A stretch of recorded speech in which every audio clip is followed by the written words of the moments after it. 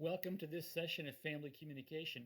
In this session, we'll continue the conversation we previously began, talking about different lenses through which to see family communication. You'll recall that lenses are broad ways of understanding the communicative dynamics that take place in a family relationship. We talked about lenses like the equity lens or the interdependence lens, and those are tools that you put into the toolbox. You'll recall that these lenses are simply ways of understanding communication. They're not the be all and end all. It's not as if one lens is the only way to understand any communicative interaction. Instead, much like tools in the toolbox, the different lenses become different possibilities for understanding how it is a family communicates in a given particular situation. And so, in this session, we'll add a few more tools to your toolbox and hopefully better equip you to understand the communication that occurs in a family setting. Well, perhaps this scenario is reminiscent of what happened to you when you were younger. Imagine that you're a teenager and that you've got plans for the evening. And so, as you're getting ready to head out the door, one or both of your parents stop you and say, "Hey, where are you going tonight?" And you kind of stop and say, "Well, I'm going to go out with my friends." And your parent says, "Okay, great. Where are you going to go? And by the way, when are you getting back?" And you stop for a minute and you say, "Well, I don't know. We're going to go to Joe's house first, and then, I don't know, hang out there for a while. Maybe go to a movie. I don't know, maybe go downtown. We'll see." And the parent says, "Yeah, well, okay, but you know what we talked about with respect to you going downtown? You know, there are certain parts of town we don't really want you going to because they're not safe. And by the way, what time are you getting back?" And then you say, "Well, I mean, I don't know. We probably won't go to downtown, but like I said, we don't even know. What are you worried about anyway?" "Well, listen, honey, you know what we've said about going downtown, and you still haven't answered the question. When will you get back?" I don't know, Mom. I don't. 11:30, 12, 1, 1, 1:30. I don't know. Depends on what we do. And your parent says, "That's not good enough. I need to know a time." And you say, "Man, why do you treat me like I'm a 6-year-old? I mean, don't you trust me?" And from there, it probably degenerates. Now, there may be some lenses that we could use that we talked about previously to explain this interaction. So, for example, we might say, oh, the parent using that interdependence theory feels that the rewards of asking these questions outweigh the costs. In this case, the cost might be the irritation and the friction caused between parent and child, but the parent genuinely wants to know where the child's going and who they're going with and when they're getting home. And so the rewards outweigh the cost. That lens would certainly fit. But there may be another lens also that would explain this particular interaction. It's what's called a relational versus content level lens. The relational versus content level lens wants to recognize that in any communicative interaction, there may well be two different levels of that communication. There's obviously what we'll call the content level. It's the face value dimension of that communication. So when the parent is asking the child, where are you going to go, who are you going with, what time will you come back, viewed from strictly the content of those questions, it's just questions. It's just asking for information. There's nothing else implied by that.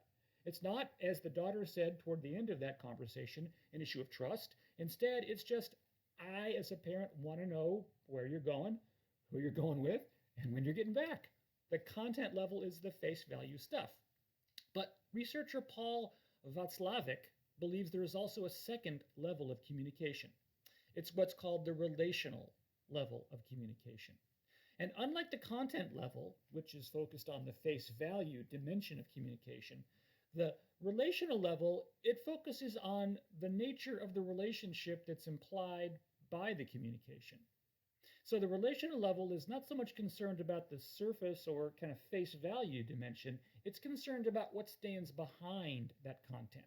So when you apply the relational level lens to this exchange between the parent and the child, from the child's standpoint, the parent is unfairly picking on them. The parent is trying to control them. The daughter says, "Don't you trust me?" See, the daughter sees it as inappropriate for the parent to be asking these questions. After all, she's a teenager.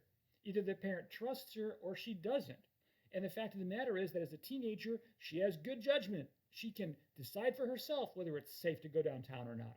And if you are asking me these questions, you must not think I have the correct judgment And so for the daughter, it's all about the relational level. In this case, it's suggesting from the daughter's viewpoint that the mom views the daughter as lacking judgment, as needing to answer to the parent, and the daughter interprets that as kind of an issue of trust. Fundamentally, she thinks that her mom doesn't trust her. So this relationship is one colored by mistrust. Now, the mom may feel that way about the daughter. Perhaps, probably not, but perhaps. But from the mom's perspective, that relational level is not even on the radar. Instead, it's simply the mom asking for information from the daughter, again, about who she's going to go with, where she's going to be, what time her daughter will be home. The mom focused on content level, the daughter focused on relational level. And because of the different levels of focus, we have a conflict between mother and daughter. And so Václavic and other family communication researchers believe that oftentimes we can explain a lot of family interactions by understanding this content and relational level. Now, to delve a bit more deeply into the research, let's make this observation. Though it's difficult to make broad generalizations, there is a fair bit of research indicating that females, compared to males, tend to be more sensitive to that relational level of communication. Males, on the other hand, compared to females, tend to be more often focusing on the content level of communication. That doesn't mean that females don't ever focus on the content level. Clearly, the mom did in this particular example. But it's to say that oftentimes there is a discernible gender difference of which people need to be aware. Second of all, we find that with teenagers in particular, and to a lesser extent with emerging adults, they often interpret or choose to look at that relational level whenever they're interacting with their parents. In fact, there simply seem to be certain times of life when you're more focused on that relational level as opposed to the content level. And evidently, the teenage and the emerging adult years are that. Now, since I would imagine most of you that are involved in this particular course are emerging adults, you can probably relate to this. And so the good news about that is that as you transition out of the emerging adult years, you're less likely to be so focused on the relational level of communication. Now, before I press on, let me say this. It's not as if focusing on the relational level of communication is a bad thing. Not at all. It's just to say that we need to be aware of when it is we choose to focus on one level or the other and how the focus of levels influences the communication that occurs. So, for example, another research finding that's pretty clear is that wives often feel resentful when husbands confide in other people about the important things in their marriage. It's because to the wife, focused on the relational level, that confiding in someone else represents a kind of betrayal. It suggests that their relationship is not what it should be, that the husband feels he has to go outside the relationship to confide in someone else. To the husband, on the other hand, the content of whatever was confided is just that. It's just content. And so to him, there's no relational implication whatsoever. He was just sharing the information, perhaps to get perspective or to vent a little bit. He wasn't trying to say anything about the place of his wife with respect to him or that information. And so you can see the different levels of focus, relational versus content, oftentimes can lead to certain kinds of conflict. Well, another lens that might be helpful to understanding family communication can be understood if we craft an imaginary conversation between a husband and a wife. It goes like this. The husband walks into the kitchen and he looks down at the kitchen counter and he notices a bill for the family credit card. And he says to his wife as he picks up the bill, "Oh, this credit card bill is due in about 4 days. Probably ought to pay that." Well, it happens to be the wife that is the one that typically tends to pay the bills in this particular household. And so when he says, "Hey, you probably ought to pay that," the wife says to him this, "Yeah, it's not due for a few days. I'll get to it probably the day before it's due." Now the husband furrows his brow and he says, "That's cutting it a little close, isn't it? I think maybe we should pay it." To which the wife says, "You know what? It's not due for 4 days. I've got it under control. I'll pay it the day before. Just trust me, it's my thing." The husband stops for a moment and says, "Okay, you're on it. It's good enough for me." And he walks out. Now, this is such a simple interaction. What might we use to explain this, even though it appears as if nothing needs to be explained? Well, the next lens through which to see communication is what's called a relational control move. A relational control move wants to focus on this idea that in an exchange between two or more people, you can actually dissect the communication into different terms, right? Where one person speaks and the next person responds. There's a speaking and a response. So the husband starts speaking when he says, hey, this credit card bill is due in 4 days. He's put that out there, so to speak. Now, it's also pretty clear what he thinks should happen. In fact, he explicitly says, hey, we probably should pay this. Of course, what he means is you probably should pay this because you're the one in the family that pays the bills. So the husband offers an initial kind of move, right, that expresses power, that suggests something should be done, that offers something to be accepted. So the wife at that point can either say, hey, you know, you're right, I'll get right on that.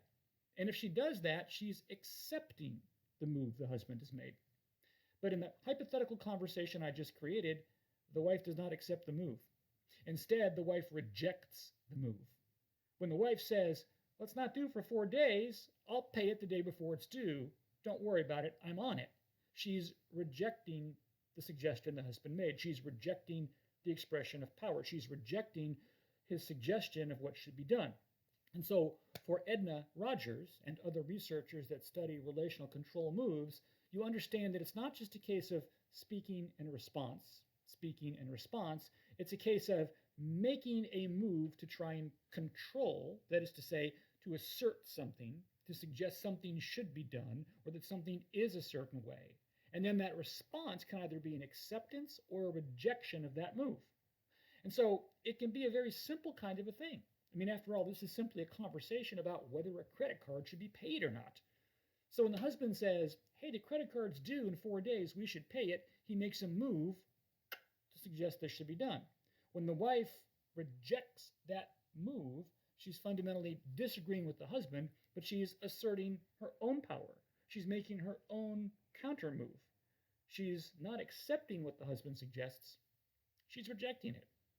Now, by the way, this notion of accepting or rejecting can be understood also in terms of making what Rogers calls a one-up or a one-down move.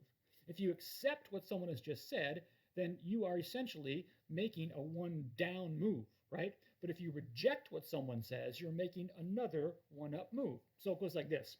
Here's the husband, here's the wife. Husband says, hey, this credit card should be paid. It's due in 4 days. The wife says, nope, I'll pay it. Trust me, I'm on it. The husband says, I don't know, that's cutting it kind of close. The wife says, don't worry, I can make this work. See, at every turn, the wife has rejected the husband's move. The wife has made her own one-up move. If the wife had said to the husband, you know what, okay, I'll go ahead and pay that, then she's made a one-down move. Well, what's the point of all this? Well, for Rogers and those that are interested in studying family communication as relational control moves, they believe that this is helpful because it understands particularly communicative interactions. It's literally focusing on the back and forth communication. And there's a lot of research that finds this is quite helpful. So for instance, there's much research that finds that healthy marriages feature a preponderance of one-down moves. Or to put it differently, the healthiest marriages are those where there's not a constant pushing back, a constant rejection of one-up moves. And again, the beauty of this relational control thing is it applies to very simple interactions, like the credit card example, as well as far more prickly kinds of interactions.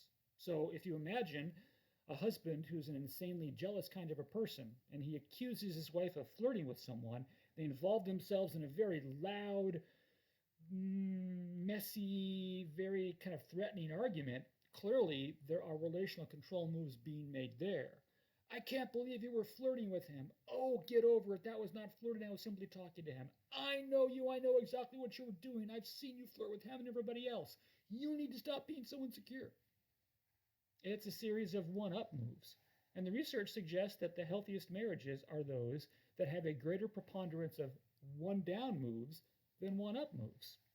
We can also say from the research that this relational control thing becomes important because there are a lot of research studies that find that you can diffuse conflict in a family setting by making a one-down move.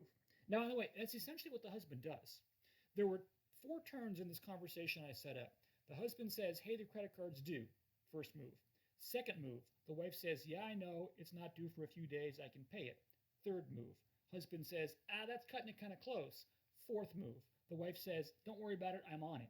The fifth move that the husband makes is the one down move when he says, okay, I'll trust you, you're on it. At that point, he diffuses what could have been a conflict. If the husband had kept going with his own one-up move, he raises the risk of raising the emotional level and creating a situation where there's likely to be even more conflict. So the husband's one-down move diffuses that conflict. And in fact, there's a lot of research that finds that the healthiest marriages, the most successful marriages, the most satisfying marriages are those marriages where there is a propensity for people to make a one-down move. I have often said that the key to marital success, both in the research and in my own experience, is to be unselfish. And frankly, in many everyday interactions between husbands and wives, the unselfish move is the one-down move. Now, it's true that if one spouse continues all the time to make one-down moves, that can create an unhealthy situation. And there is research, in fact, to find that if someone always makes a one-down move, that over time that can lead to bitterness and resentment and some passive-aggressive, hostile kinds of activity. But generally speaking, if you can find someone that routinely makes one-down moves, and if you yourself can routinely make a one-down move, then you're likely to find yourself, at least statistically speaking, in a healthier kind of relationship. Oh, and by the way, I oftentimes also say that both in my own experience and in the research, the greater the maturity level of the people involved in the marriage, the more likely the marriage is to be healthy. And guess what? The more mature you are, the more likely you are to be able to make and to consistently make one-down moves. And so the relational control lens becomes a very effective way to understand certain aspects of family communication. Well, the final idea that we'll talk about to try and help equip your toolbox with tools to understand the different kinds of family communication comes from Leslie Baxter at North Carolina State University. And to get into that, imagine this kind of a situation. Imagine that a husband has had a very hard day at work and he doesn't really want to talk about the difficulty of that day because he just wants to be home, he wants to forget about it, he just wants to move on with it. The wife, on the other hand, loves her husband and wants to support him. And so she wants him to talk about his bad day at work. And so when she initially puts her off, she continues to ask him to talk about the day at work. And she, over dinner, returns to that topic. And then after dinner, she tries to kind of get him to talk about what happened at work. That frustrates the husband very deeply, and it ends up that when they go to bed later that night, there's a palpable tension between the two of them. She's frustrated and angry at him because he wouldn't talk about what happened at work. He's frustrated and angry with her because she wouldn't honor his idea of just not wanting to talk about it. That happens all too often. Well, Leslie Baxter at North Carolina State University researches what are called relational dialectics. A dialectic is a tension between two different things, and Baxter believes that any relationship, but in particular family relationships, are heavily influenced by our desire to try and manage the tensions between different ends of a dialectic. So what Baxter starts with is this idea that says, in any relationship, there are valuable, good, right, competing interests. So in this particular example, it's good and right and valuable for the husband and the wife to talk about the things that frustrated the husband during his day. That's good communication. That's what the Bible calls the bearing of burdens. That is connecting with your spouse. That is sharing your life with your spouse. That's all of that. And that's important in any marital relationship. In fact, later on, when we talk about what correlates with success in marriages, at least from a communicative standpoint, the kind of sharing of that part of your life is important. But on the other hand, there's also this other end of the dialectic. There's this idea that says that you shouldn't have to talk about what you don't want to talk about. Or maybe you should be able to talk about things only when you're ready to talk about things.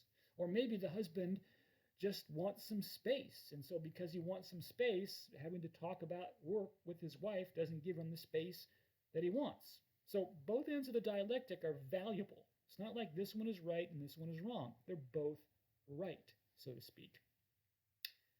So when do you talk and honor this end of the dialectic?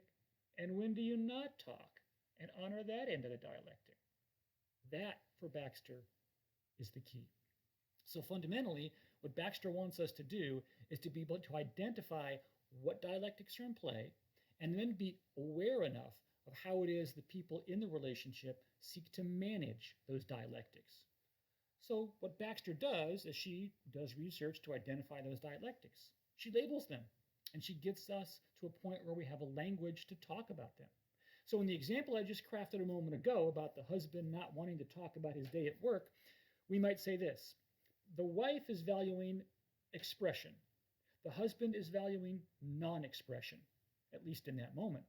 The wife wants the husband to express himself, to talk about it, to get it out. She believes that's what husbands and wives do, and in particular, because she'd like to be supportive of him, she feels it's important he talk about what happened at his day. But the husband also believes that while it is the kind of thing that should be talked about, maybe not now because he's just not in the right frame of mind. And so when the wife continues to bring it up, he feels as if this non-expression part of the dialectic is not being honored, and he just gets frustrated. And so for the husband, in that moment, when he's gotten home from work, the rest of that evening, it's time to honor this. For the wife, in that moment, for the rest of the evening, it's an attempt to honor that. It's not as if the husband is right and the wife is wrong, or the wife is right and the husband is wrong. It's just that in that moment, they need to find a better way to manage the dialectic. As you might imagine, Baxter's research identifies a large number of different kinds of dialectic. Here's another simple one in a family context. You know, parents rightfully want to protect their kids. They want to try and shelter them. They want to keep them from the kinds of things that would do them harm. Christian parents in particular sometimes want to keep their kids from the kinds of things that might threaten or imperil their Christian faith. But on the other hand, there's also this idea that says you got to teach the kids to live in the real world at some point. You can't coddle them. You've got to make sure that they understand how life really is. And sometimes that means you got to let them fail. So you have this protection dialectic that is in tension with this non-protection dialectic.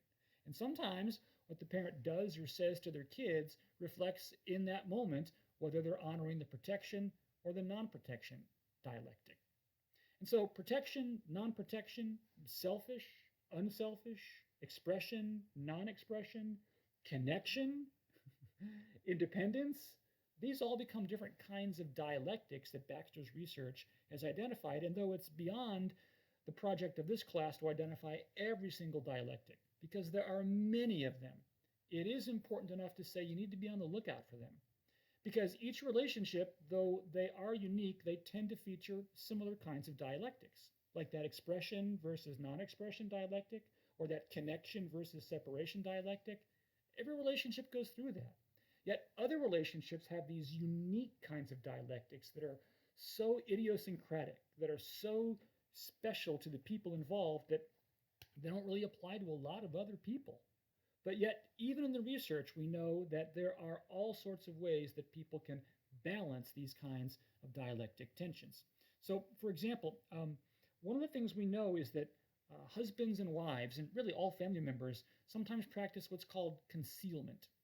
Concealment is this idea that says, hey, we'll create a cover story that allows us to balance one end of the dialectic rather than the other. So, for example, one of the things we do is we say that sometimes families have to gauge the dialectic between sharing information about the family with others and keeping information inside the family. And we'll talk more about that, in fact, in the next session when we talk about what's called privacy management. But for now, grab a hold of the idea that families have to decide what gets shared with everybody else and what stays in the family, right? And so there is, for example, in many Christian circles, this idea of prayer requests. And you share what's going on in your life with others around you so that you can all pray about that. Well, that opens up the possibility of whether or not stuff would be shared. Well, concealment is this idea that sometimes people make up cover stories. They will share partial truths or half-truths, or they'll conveniently leave things out to make family members look better. And they do that because they're trying to honor the dialectic of, in this case, private versus public, or not sharing versus sharing. And so it's quite common in certain settings for people to offer these kinds of cover stories. So, for instance, If a husband really doesn't want to go out to dinner with a particular couple, and the wife thought she had made arrangements for them to go out, the husband may end up having his wife call the couple and say, "Yeah, my husband's just not feeling the best tonight, and so because of that, we can't make it." Now, that's not true. It's a cover story, it's concealment. And in doing that, they're trying to honor this freedom dialectic, this ability to not have to go to dinner if you don't want to have to go to dinner, as opposed to this kind of obligation end of the dialectic, which says you made a commitment to go with these people, you need to keep the commitment and go. And so cover stories become one communicative way to manage this particular dialectic between keeping a commitment and having the freedom to back out of a commitment, so to speak. So cover stories is one communicative example of how it is people will try and honor the dialectic. In the very first example that I gave about the husband who doesn't want to share what happened at work, it's a timing kind of response. It might be that the wife and the husband agree that we're not going to talk about it tonight, but maybe tomorrow morning before he goes to work, the husband and wife can talk about it over breakfast. And so the idea is that each individual family needs to come to its own understanding of how it is they're going to manage these dialectics that Leslie Baxter talks about in her research. And so whether it be this idea of dialectics or the idea of relational control, or that first idea we talked about regarding the content and relational levels of communication, these are additional lenses through which you might be able to successfully understand what occurs in family communication. And so next time, in the following session, we'll unpack a few more lenses that I think you'll find helpful to understand the communication that occurs in a family setting.